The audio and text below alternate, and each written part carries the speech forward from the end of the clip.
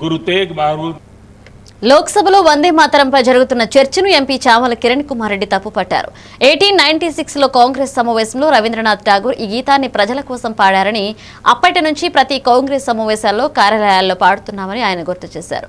ఈ రోజు లోక్సభలో ఈ చర్చ పెట్టడానికి ముఖ్య కారణం నెహ్రూ, గాంధీల గురించి చెడుగా ప్రచారం చేయడానికి అని ఎంపీ కిరణ్ కుమార్ రెడ్డి ఆరోపించారు. అయితే ఈ చర్చలో తాము కూడా చురుగ్గా పాల్గొని వందే మాతరం చారిత్రక వాస్తవాలను, కాంగ్రెస్ పాత్రను ప్రజలకు తెలియజేస్తామని ఆయన స్పష్టం చేశారు. కాంగ్రెస్ పార్టీ సభలలో వందే మాతరాన్ని పాడటం జరుగుతుంది.